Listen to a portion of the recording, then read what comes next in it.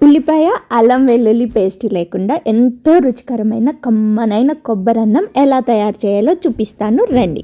First దానికోసం అయితే కొబ్బరి పాలు రెడీ చేసుకోవాలి. కొబ్బరి ముక్కల్ని మిక్సీలో వేసి వాటర్ వేసి గ్రైండ్ చేసుకోవాలి. తర్వాత ఆ వాటర్ని వడకట్టుకుంటే కొబ్బరి పాలు రెడీ అవుతాయి. ఇక్కడ నేను ఫస్ట్ ఎక్స్ట్రాక్ట్ తీసుకున్న కొబ్బరి పాలు మాత్రమే వాడుతున్నాను, ఎందుకంటే అవి చిక్కగా ఉంటాయి.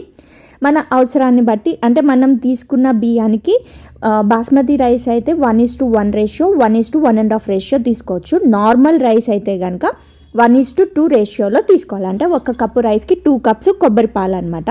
నేనైతే ఇక్కడ నార్మల్ రైసే వాడుతున్నాను. సో నార్మల్ రైస్ని అయితే కడిగి 1 అవర్ అయితే నానబెట్టుకుని రెడీగా పెట్టుకున్నాను అనమాట. బాస్మతి రైస్ అయినా సరే మనం 1 అవర్ నానబెట్టుకుంటే అన్నం పొడి పొడిగా వస్తుందన్నమాట.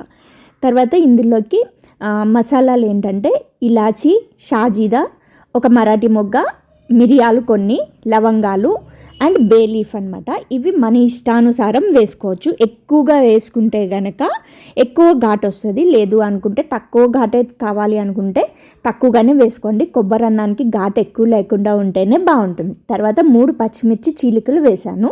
అందులోనే కొద్దిగా బంగాళదుంప, బేబీ పొటాటోస్ తీసుకున్నాను. వాటిని చెక్కు తీసి యాజ్ టీజ్గా కట్ చేయకుండా వేసేసి పొటాటోస్ బాగా ఫ్రై చేసుకోవాలి. పొటాటోస్ ఫ్రై అయిన తర్వాత క్యారెట్ కూడా వేసుకున్నాను. క్యారెట్ కూడా కొంచెం ఫ్రై అయిన తర్వాత సాల్ట్ యాడ్ చేసుకున్నాను. అంతే, ఇంక ఇందులో ఎలాంటి డ్రై మసాలాస్, పౌడర్స్ ఏమీ యూజ్ చేయలేదన్నమాట. తర్వాత దీంట్లో కొద్దిగా పుదీనా ఎక్కువ వేసుకుంటే మాత్రం మళ్ళీ బగారా రైస్ ఫ్లేవర్ వస్తుంది.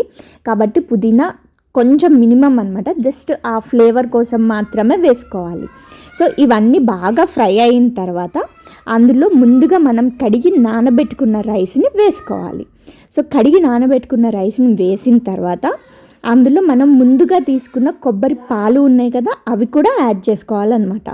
సో రైస్ వేసిన తర్వాత ఒక్కసారి లైట్గా జెంటిల్గా మిక్స్ చేయాలి పైనుంచి కిందకి, సో దట్ ఆ మసాలా ఉన్న ఫ్లేవర్ అనేది రైస్కి నీట్గా పట్టుకుంటుంది అనమాట. వాటర్ యాడ్ చేసిన తర్వాత అయితే సాల్ట్ ఇవన్నీ పీల్చుకుంటుంది.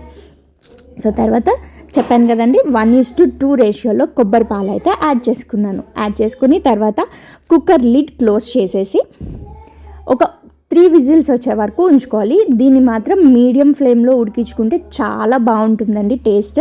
హై ఫ్లేమ్లో పెడితే కనుక కొంచెము అన్నం ఇదయ్యే ఛాన్స్ ఉంటుంది. దానికోసం అనేసి మీడియం ఫ్లేమ్లో 3 విజిల్స్ వచ్చే వరకు పెట్టుకుంటే వేడి వేడి కొబ్బరి అన్నం రెడీ.